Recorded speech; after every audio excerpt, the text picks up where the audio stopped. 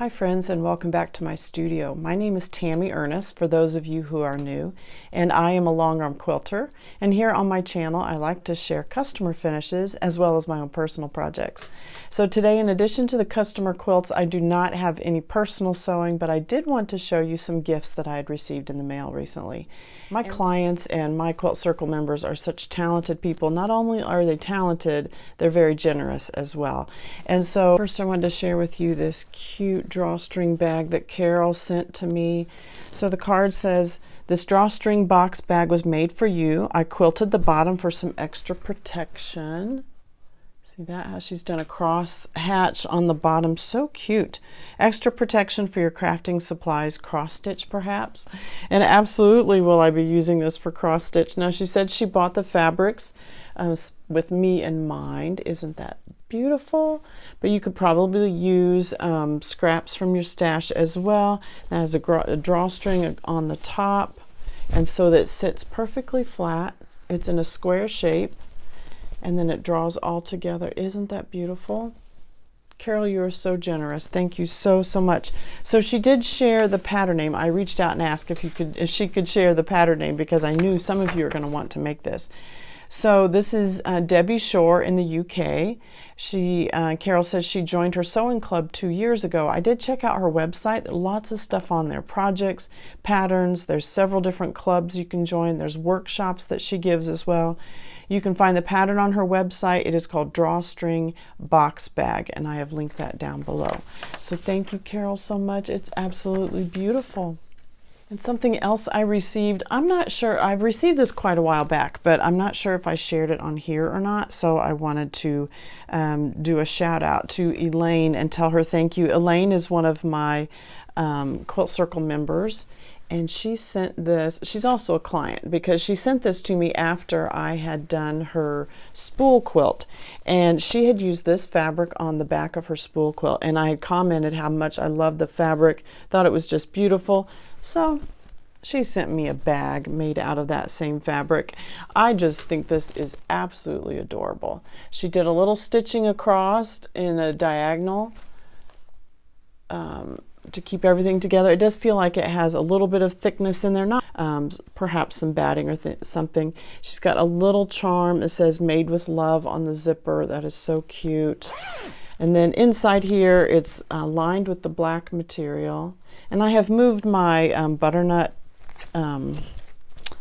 house project. I'm still working on my butternut house cross stitch, and that is in here. She even has on the inside, she has a tag with her name on it, handmade by Elaine, and is so cute. Thank you, Elaine. I love this so much. I love this fabric, and just love that you put your love into it and shared it with me. Thank you so much.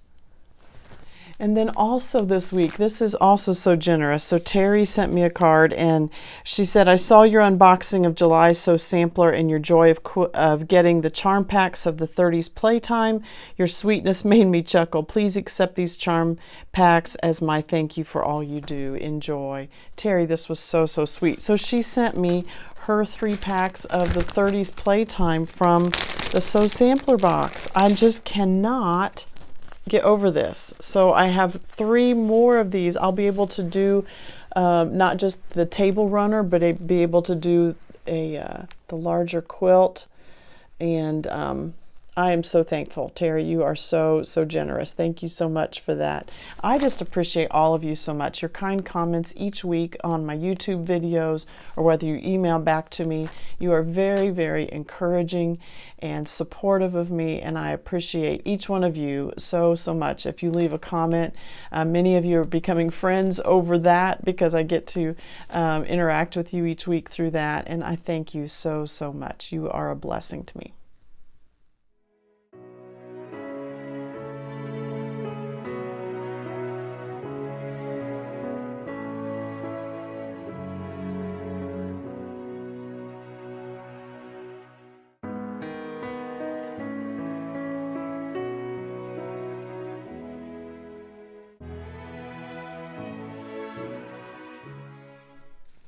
All right, my first quilt today is from Tera, and Tera is creating this quilt. She created this quilt for a 75th birthday party, and oh my goodness, is this a wonderful gift. So the pattern on this is called Clearly Perfect Pinwheels. This is a Missouri Star pattern. So you can see the pinwheels here, and then you can see these diamond shaped pieces here. I don't know how well you can see that with the size. You can see it a little bit better. So you interchange those. So you have a couple pinwheels, and then you have this diamond shaped couple pinwheels. Very, very pretty.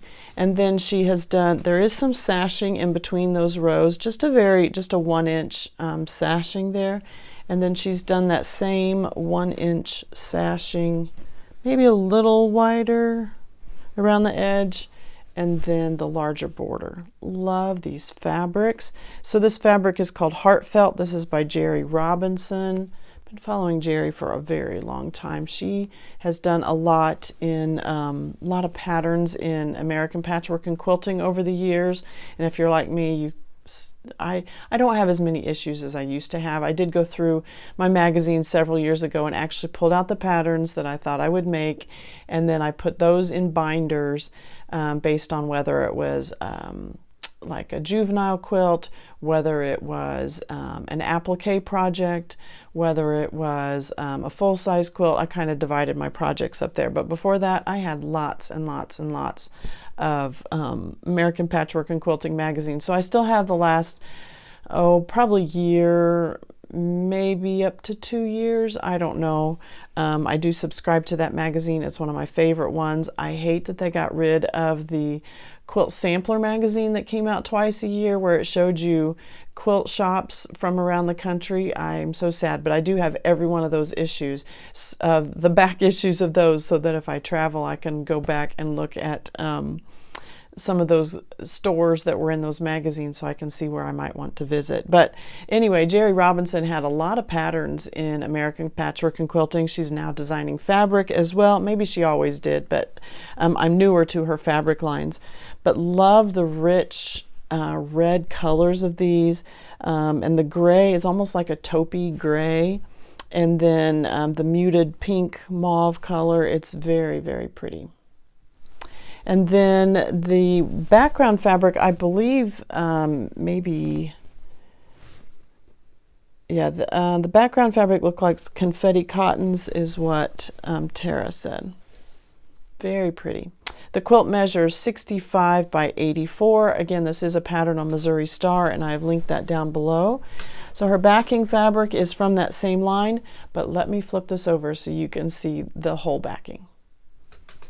So because this is for a 75th birthday party, Tera has put one of Lori Holt's blocks on the back. This is the birthday block, and then she has done a large amount of white around that, and then that continues on with the Heartfelt fabric after that.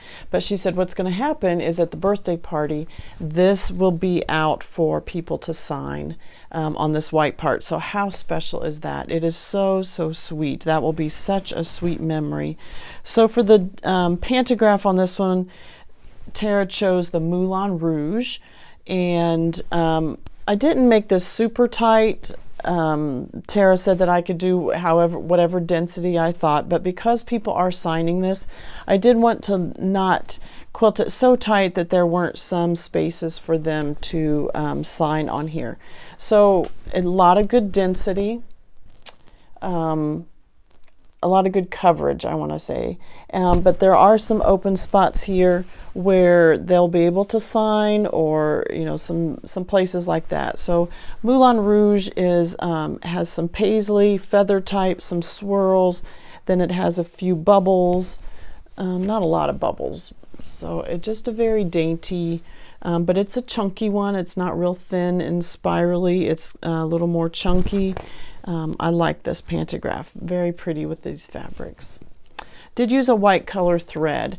I actually started out with a cream, and when I started quilting it, I felt that it was dimming the quilt. It was almost making it look a little dirty. I'm glad I went with white because of this larger piece on the back. On the front, because some of the fabrics they're a little muted, and I thought that held the cream better, but it just made me feel like the quilt felt a little dirty, a little dim with the cream color thread. So I ripped out the little bit that I had done with the cream and actually switched to a white thread for this quilt, and I'm glad I did. I think that looks a lot better on the backing here. Then you're just getting texture right there, and all the signatures that go around that birthday block are what's going to be really pretty. So a very fun quilt, very, very pretty. Great way to use one of Lori's blocks. You know, you can take that idea and run with it a long way. All the different blocks that she has and all the different things. So a great signature block for this quilt. Great job, Tera.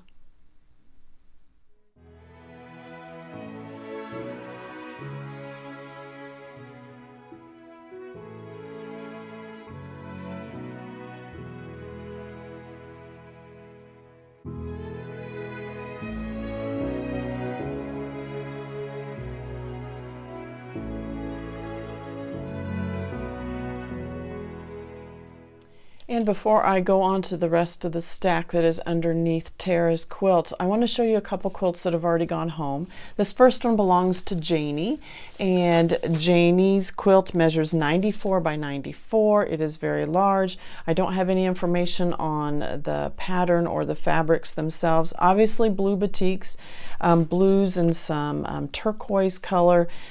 This quilt does appear to use one of the 30-60 rulers perhaps, or the 45, I don't remember what the ruler is that has those specialty cuts on it or directions or degrees on it, I guess I want to say.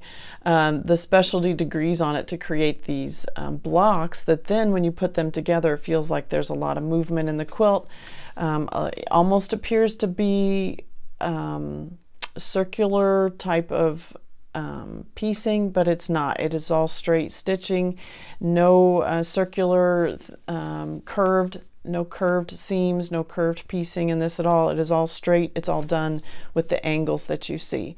And so love this, love the movement in the quilt, love the bright colors. I like the darker border, the skinny darker border around the middle piecing, and then you have the lighter blue, and then you'll obviously have your binding around that. So I like that frame around that middle part, and then going on to the lighter blue around the edge. So for the pantograph on this one, I chose malachite. So malachite looks like some ripples of water, doesn't necessarily have to be. I have used this on water-themed quilts in the past. Because of the blue colors, that's kind of what it reminded me of, but because of all of the movement in the piecing itself, I didn't want something that didn't want any straight lines. I didn't feel like that worked well, but I liked this malachite because it had the hint of some circle, but not true circle. You know, so it kind of has that wavy in and out in a circle shape, but not true circles, because the piecing already has a little bit where it looks like it's curved. And so I just like this pantograph. I think it worked really well on this quilt. For thread color, I did use a light gray thread on this one. Again, a light gray reads as a neutral when it's on colors like these, and I think it blended in really well. Love the movement that this added to the quilt, but in a different way from all the curved things that it looked like was going on in the quilt itself. Very, very pretty. Love the batiks. Again, I don't have specific information, but you can find a lot of batiks in these colors that would work really well. The white that you see is not a true white. That is a low volume batik, so it's a white background with a little more of the tealy color printed on top of it. So very, very cute. So that is Janie's quilt, and that one has already gone home. And here is a t-shirt quilt that has already gone home.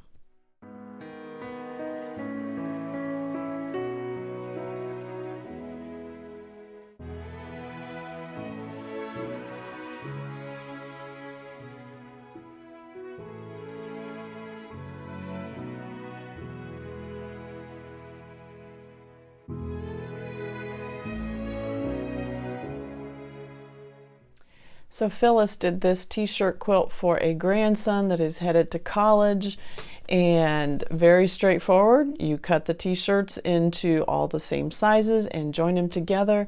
I would use stabilizer, and Phyllis did as well, on all of these t-shirts. That keeps the designs from stretching in ways that you don't want it to, and especially once it's on the long arm, it has that stability underneath it and the stitching goes in really well. So all the same size t-shirts. This is a great way to use up 30 t-shirts all in one quilt. The final quilt measured 60 by 72, and the backing fabric she chose was a UK backing fabric. The grandson is headed there for college. So on the pantograph on this one, I did diagonal plaid bias cut. This is one of my favorite pantographs for t-shirt quilts. I think it's gender neutral. It can go either direction, boy or girl. I think it is just a good one to go along with t-shirts, I guess, because t-shirts have a lot of busyness in them anyway. This one, without being super straight or super curvy, it adds the texture but does not take away from all of the wording and the saying. It's easy to read the t-shirts, the logos through this one. It's not, the pantograph isn't so busy that it distracts you from looking at the t-shirts themselves. Gives a great stability, great coverage on there as well. I just think it's a great pantograph for t-shirt quilts. It's one of my favorite. So I did use a gray thread on this one as well. Again, with t-shirts, blends in well. They're all a darker color. I have no trouble. I mean, the long arm really goes through these t-shirts well. We did use a batting as well. I would encourage you to do that.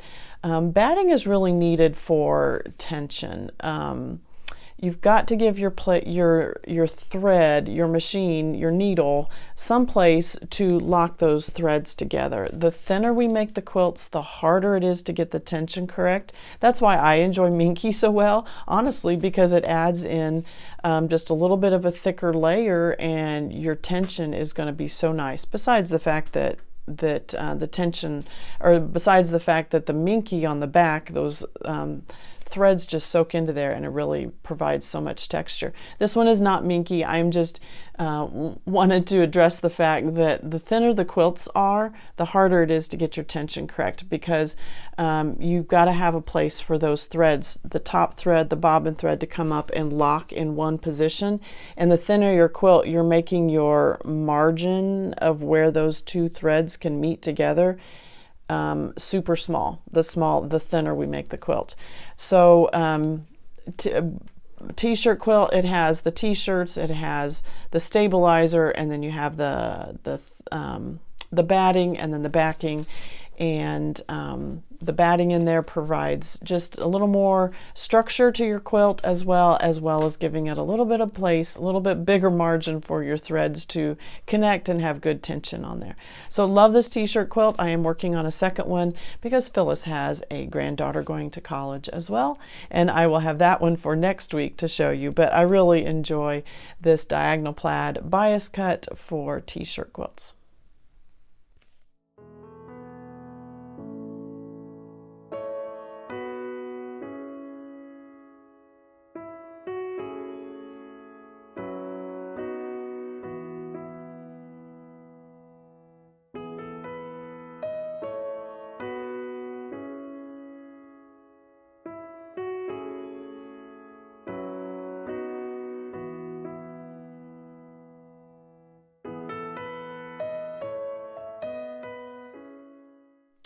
And I am going to put these two quilts side by side. Both of these are Sara. They're the exact same pattern, done in two different colorways. So this one's done in the blue, this one's done in the green. I don't have specific pattern information. I will try to get that from Sara. So always check below in the description. If I have more information, I will put it down there. So these are made for siblings, and actually there's a third one that's already been made in a different colorway. I want to say that one was purple. That was done a while back, and then Sarah's decided to make two more for the other siblings in the family, so blue and green. I love this mountain type look is what it appears to me. There is a lot of quilting done on the bias. This does stretch quite a bit. I did have to trim to get it square, but it worked perfect on the long arm. You can square that up afterwards, even if the quilt doesn't go on you know, even if there's some stretching down here where the bias part was, the top wasn't so much because this was some straight piecing, but down towards the bottom it did stretch a little bit more because of the bias, but then I was able to trim it up once the quilting is done and get that quilt square.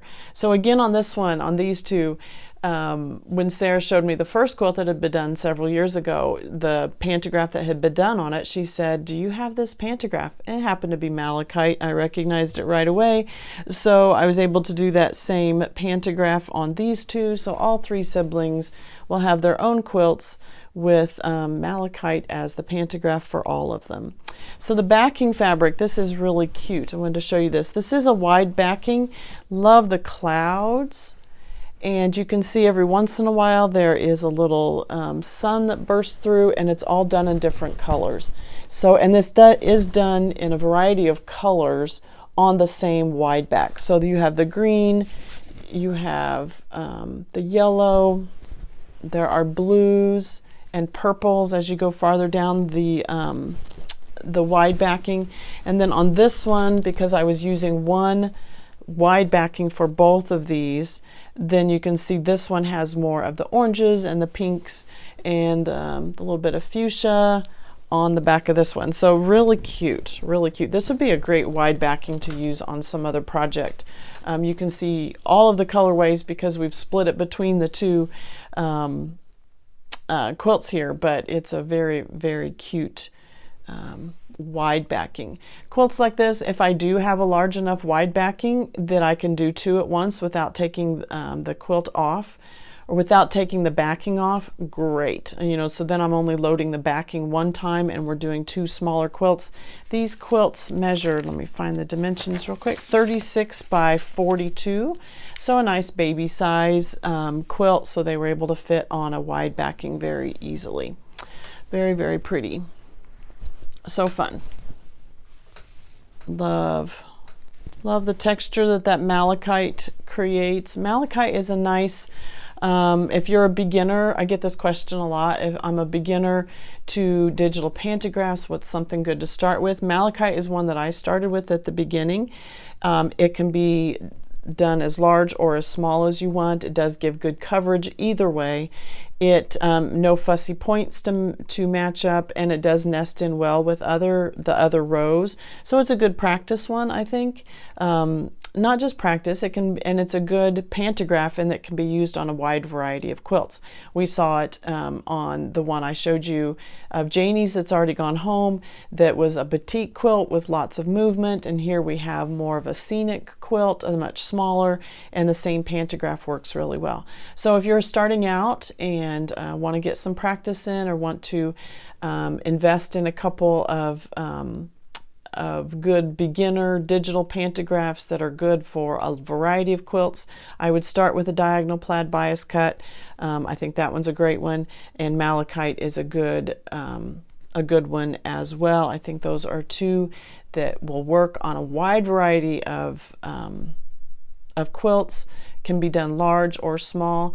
I think when you're first starting out, you're going to tend to make your patterns fairly large, and my experience has been the more quilting you do, you'll begin shrinking those patterns down some, and as you become more confident in your spacing and in your stitching, you may like the little bit of a denser pantographs and the little bit of a denser texture that going a little smaller will provide, and I think those two pantographs work really well, large or small. So, and I've done both large and small and everywhere in between, so great ones to work with. All right, so those are Sara's quilt, and let's move on to the sparrow quilt.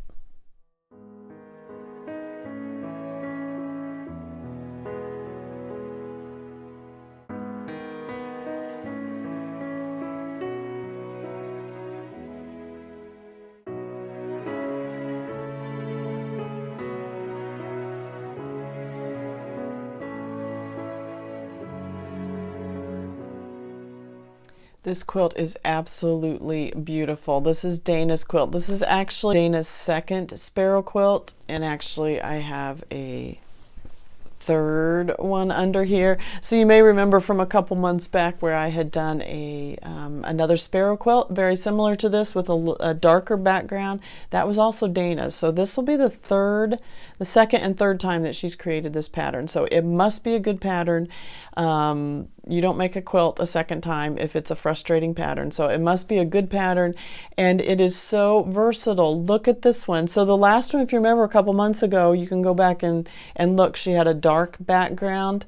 On this one, she's gone much lighter. She says this is her choir of robins. Every one of these she has created with a red breast like a robin. Now, I know the pantograph says sparrows, and this is put out by Pen and Paper. Quilt measures 65 by 71. It uses the bird's bodies, half yard of each. This one suggests bright corals, blush, storm, and minty. Beak and tail use caramel. The bird's eye is midnight. The half square triangles use blush in this original pattern. Here she switched it to green. The background fabric in the original pattern is the midnight, and then 5 yards of backing. And so cute. So there's the pattern by Pen and Paper. Beautiful, beautiful. So Dana switched it up this time and made all of these to be robins. I love the fabrics she has chosen for these birds. I just love Dana's fabric choices anyway. Every quilt that I have done for Dana, her fabrics are spot on. She has a wonderful eye for choosing fabrics, and maybe it's just my style is why I kind of like them too, but she has just a great eye for color and for putting fabrics together. So all of the robins, everyone is different, all browns with red breasts. Look, you can see the red polka dot. She's just pulled them from her stash. So some are a little darker, some are a little brighter. Just absolutely love them. All different browns. The beaks are all the same. This little bit of a mustard color. The eyes are very small. I mean, that measures no more than an inch, maybe even smaller than that. Maybe 3/4, I don't know. And then the green half square triangles scattered throughout. The background print, do you see that? It is like a taupey, a cream color with some taupe on the design. She said this was all from her stash, so I don't have information about specific fabrics, but you could put your own quilt together and create them from your stash. What did I say? Each bird takes a half yard total. So bright coral, blush, storm, minty, half yard for each one. That was to create this entire quilt. So you're not going to need that much for each bird. You're going to need a much smaller amount. So very cute. Her background fabric is a little darker of a brown. Not a brown, I mean it's more of a taupey color, light brown color. Has a little bit of a print, but a tone on tone. For the pantograph on this one, Dana said because these are robins and they're all singing, she wanted the Mozart pantograph, which has music notes on it. So very cute. I did do this pretty tight because I wanted the musical notes to be small, and they're going to be hard for you to see. Hopefully in the pictures you'll be able to focus in on a little bit. Here's a treble clef here, bass clef. Nope, no bass clef. There's the treble clef, and then there's notes. So there's single notes, there's double notes. So very, very cute. And then lots of spirals, not spirals, just lots of swirls. A little bit of a spiral, but not very tight and not, that is the bass clef right there. Huh. I have stitched this whole thing and just thought that was a spiral. That is the bass clef. That's what that one is right there. Oh my goodness. So the treble clef, the bass clef, and then you have notes, and then just loop the loops to hook it all together. Did this in, let me grab the thread. Right. So I just grabbed several threads so I could show you the difference here. We haven't talked about threads for a while. So the thread color I used for this quilt top, this is 3007. This is an Omni color. I do use Omni thread. It does create a lot of lint, and I've noticed that even more now that I'm down here with 2 machines running with a hardwood floor. I have so much lint, but I like Omni. I have bought So Fine recently, and I will begin testing So Fine because it does have a lot less lint, and it'd be great to cut down on that. I did try it on one quilt this week, but my tension was not correct, and so I didn't, and I was under a time crunch, and so I pulled the So Fine out and went back to my Omni for now. It's going to have to be something because my machines have run on Omni for so long, and I know what tension to set my bobbin at for my Omni and where my top tension is at, and so it's just one of those that once your machine runs well on one thread, it's just easier to leave it, and changing thread I'm just gonna have to work with it a little bit more to get used to that and see where we go. But anyway, for this quilt I did use Omni 3007. This is the cream that I normally my go-to cream color in Omni, and this is 3004. So you can see how this one that I used for this quilt was just a tad bit darker than that. I like that better with the background fabric and the backing fabric. I think this little bit of a darker went really well. Then here is the natural white in the Omni, and this is the white that if I'm going to use white, this is the white I use most often. They do have a bright white, but it almost has like a sheen to it, almost like a silvery sheen. It's very bright, and so I like this natural white better. I do have some of the bright white, but very rarely do I use it. It has to be a really bright quilt to use it on. I like the natural white much better. So there's a good array right there. If you were just starting purchasing threads and wanting to know, I would also add gray into this one, at least a light gray, maybe a medium gray. I use a light gray a lot more often, but occasionally for some darker quilts, a medium gray works better because a light gray tends to look almost like a white or a creamy on there. So this would be some good choices. I have colored threads as well. I keep those. I don't use colored threads a whole lot. My clientele seems to be ones that like a little more, want the quilting to blend in. Not that I never do colored threads, I do sometimes, but my style and I think my clientele kind of leans towards more neutral thread colors and not bright thread colors. But they're obviously out there and are well used on many quilts. But if you're just starting, those may be some good options to start with. So that is Dana's quilt. That is Dana's first sparrow quilt. Let me show you her second one.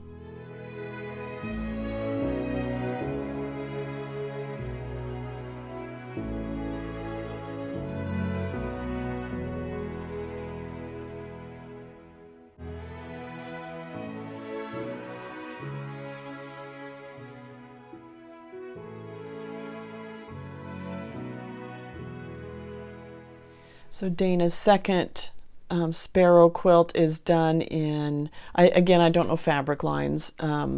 This is all done from her stash. And again, Dana does such a great job of putting fabrics together. So a little bit of a turquoise, the yellow, little kind of leaning towards a mustardy yellow, then the peachy colors, and I just love it. I love how she's combined these. So you have a floral print here that has those peachies and the blues in it, and then she's done those peachies and the blues in different parts. I know some of these I've used on, she's had in other quilts that I've done for her before. So great stash buster, but absolutely beautiful quilt. Then on the background fabric on this one, she has done the darker gray. And I like that. I just think this is beautiful. Beautiful. The birds are so pretty. For the backing fabric, she used a gray stripe, very tiny stripe. Cute, cute, cute. For the pantograph on this one, this is one of Julie Hurt's patterns. This is called, I believe this is Cartwheels. I think so. This is Cartwheels. I did use a medium gray on this one because this background fabric right here is pretty dark, and love it, love it. So Cartwheels, Julie Hurt's designs tend to be very dense and just absolutely cute. I love every one of her designs. So cartwheels, it may be easier to see on like the bird body here. So it's a 4-petaled flower, I guess I want to say, but one time it's vertical, and then the next time, or one time it's horizontal, and then the next time it's set up on point, up on its end. But it's the same flower, so it's almost like it's doing cartwheels all the way across the quilt. And it's stitched out in rows. It only does 1 row at a time. You can decide how far up into the row above it. I left a little bit of spacing. I find that if I leave a little bit of spacing and I miss my spacing a little bit, that's better than having it really tight and missing my spacing and then they overlap each other. So if I leave just a little bit, I mean, there's not even a 1/4 inch of space right there, but if I put it in my computer where they're actually touching, and then I miss anywhere along those lines, they're overlapping, and you notice an overlap a lot faster than you notice a little bit of space in there. So so did leave a little bit of a gap. And then if you do that throughout the entire quilt, then that's your pattern. I mean, that you're creating the design by leaving that little bit of a gap. And if you do 1 row where they're touching and the next row where they're a gap, then that's when you're going to notice. But if you do it consistently throughout the entire quilt top, leaving a little gap between each row, then that is your pattern. That becomes your pattern. So pretty. Absolutely love this. Did this, it's fairly tight, so maybe 2 inches tall is the design, and then maybe a 1/4 inch between each of the rows. I love it. So obviously, I've lost it now. I don't know what I did with my, oh, here it is. So obviously I have purchased the pattern for myself. I was in a local quilt store a couple weeks ago and saw the pattern and knew how many times Dana has made this and how cute every one of those quilts has been. And I'm not a big bird person. I mean, we live out in the country. I like to see the birds, but I'm not one that actually studies birds. And so birds, even in cross stitch, I'm not a big bird person in my cross stitch. Nothing against them. I'm just not, I don't know, it's just not one of my things. But I think this is one of the cutest quilts that I have seen. I like a lot of the pen and paper patterns. They're very, very cute. So you'll want to check it out for yourself.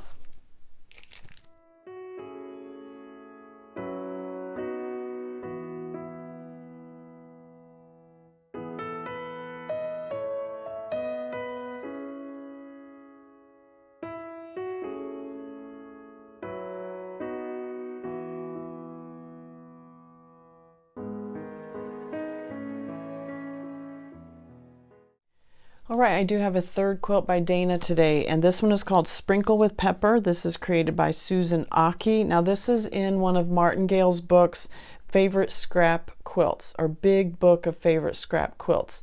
That book is no longer in print, but you may be able to find it through Etsy. I know I linked a shop down below, an Etsy shop that did have several copies of this book, but it is no longer in print unless somebody else picks up the rights, and I don't know all of that deal. So, Favorite Scrap Quilts, this is a compilation of a lot of designers. So Susan Aki was just the designer of this quilt, but there are tons and tons of other designers and other quilts in that book. This one is called Sprinkle with Pepper. And again, Dana made this with scraps from her stash, all done in greens. All done in grays and yellows and then low volume prints. It's obviously a log cabin quilt, and in the center of each one she has the yellow square. And then you'll notice, so then one side of the log cabin is gray, the other side is the low volume. Log cabin is one of those blocks that you can make so many different patterns from the same block just by turning your design in different ways. So what this one does, I think I actually have this upside down from the way I took the pictures, but it has the four blocks with the grays towards the center that creates kind of like that bullseye type look, and then it radiates from there in concentric circles around there, if I'm using that correct word there, but it's not set right in the middle of the quilt. It's actually offset in the quilt a little bit, more of a modern theme where you offset something instead of putting it directly in the middle. And so from there, the concentric circles go around, but they're a little more offset. So you're going to get less on this side of the quilt and more on the other. Again, I think I have this upside down from the way I took the pictures. But you can see how that center part is offset, and then we're creating those larger ones around. So cute. These log cabin blocks, I would guess, measure 8 inches, maybe 10 inches. I'm just doing a guess with my eye there. The backing fabric, little gray, a grayish blue with a little bit of white print on there. For the pantograph, Dana wanted wishbone, and wishbone on this one I did not make super tight just because of the size of these blocks are bigger. So my wishbone itself from the top of one to the bottom of the other is there. So a good 6 inches tall, maybe 8 inches tall. But with wishbone, this is one of those patterns that you decrease the area between them, where they're nesting in between each other. So when it pulls into your pattern, it's going to pulls into your Pro Stitcher or whatever digital software you're using, it's going to be separated like this.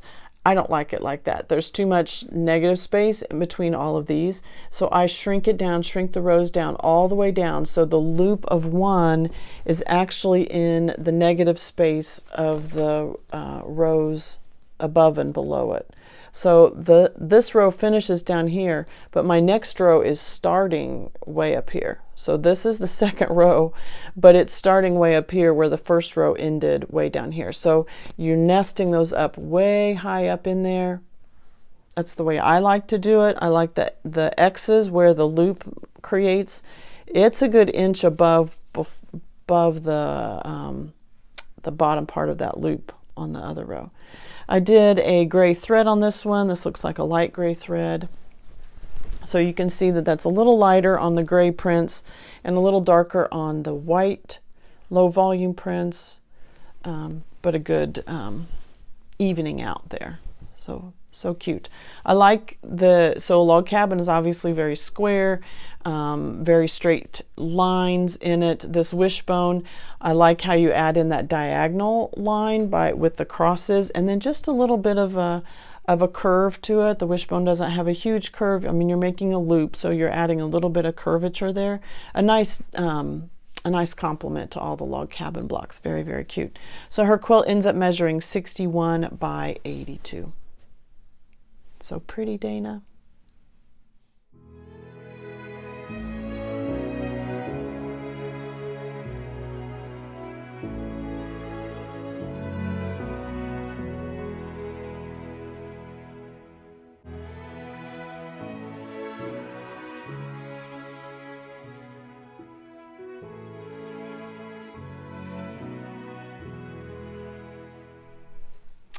Then I have Cynthia's quilt, and Cynthia's quilt is Patchwork Hearts. This is a pattern by Emily Dennis, which is Quilty Love. Isn't this cute?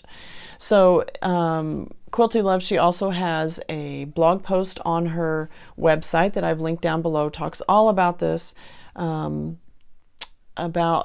pattern and the fabrics that she chose, which look very similar to what Cynthia has done, which are all Ruby Star Society speckled daisy fabrics. You can check out Emily Dennis's blog post about it, but this is a purchase pattern, and I've linked that down below as well.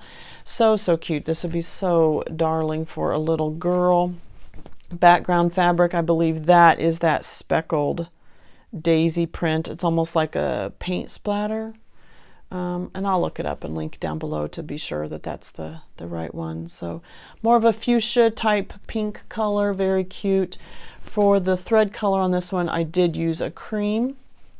These pinks are not your bright pinks, they're a little more muted colors. I didn't like white so much, just because the pinks are a little darker, so I did use cream. And for the pantograph, for this one, on Emily Dennis's blog post, she does show a very similar pantograph to this one, which is the rainbow hearts. And so that is what Cynthia asked if I would use on this one. This is just a great compliment to this quilt. The rainbow hearts adds in your rainbow, like a Baptist fan type, your a couple arcs there, but then where the point of it meets, it's creating a heart there instead of just another. I just lost all that over the back, didn't I? And it's creating a heart there instead of just another arc. So cute. So this quilt measures 54 by 64. Oh, some little girl in your life would love a quilt like this. Obviously, it could be done in different colors. If you're not into the pinks, you could do it purples or reds or blues, anything like that. The hearts are created very tiny, easy corner triangles to get just that soft little heart shape. Not huge, easy corner triangles or sew and flip kind of piecing, very small. So that gives you a little more of a rounded corner there. So cute, so pretty. Very pretty, Cynthia.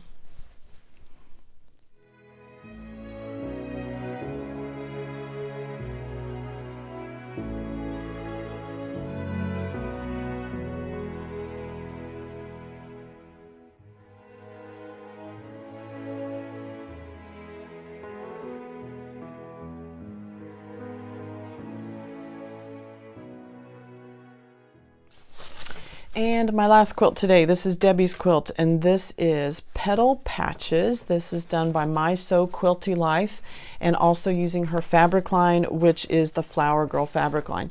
And I recognize this fabric line because it did come in a Sew Sampler box a couple months back. It's a very light and soft and romantic, I guess you want to say, fabric line. It's just very dainty and very soft, very light colors you can see, but they're the peaches and just the very light lemon colors and sage greens, just beautiful. And so she's creating these tulip type flowers here, interchanged with a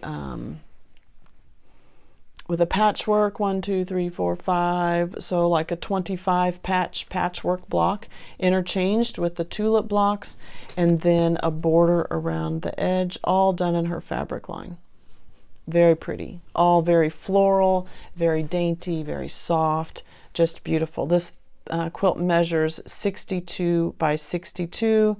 She says it's all Flower Girl fabric except for the background, which is porcelain.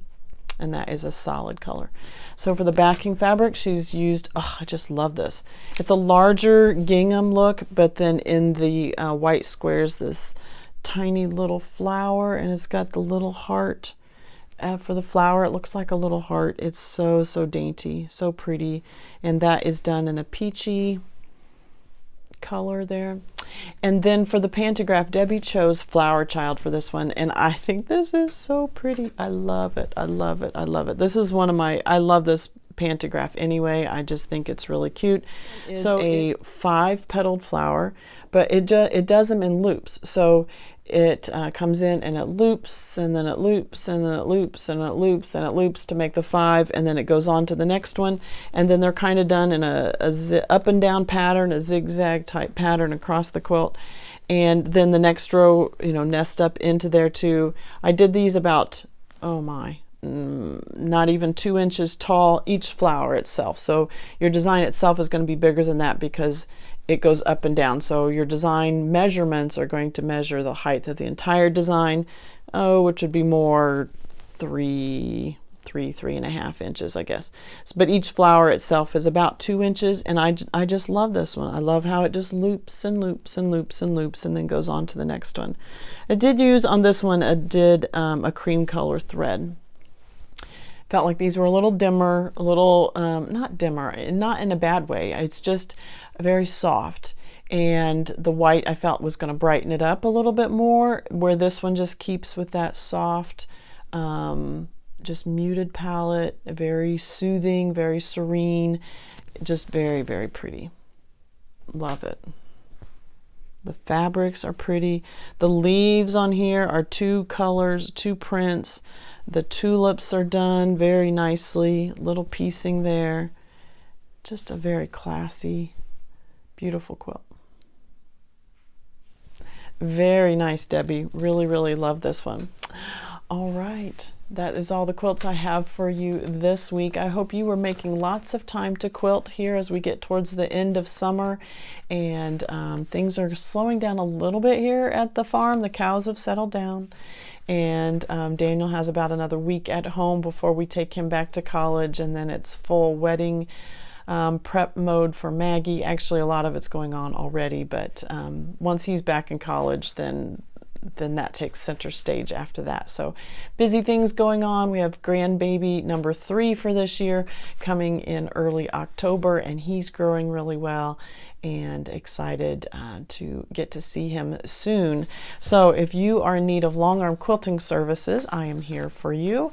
My information is down below, and I will be back here next week with a new video with lots more quilts, because every quilt is worth finishing. We'll see you next week.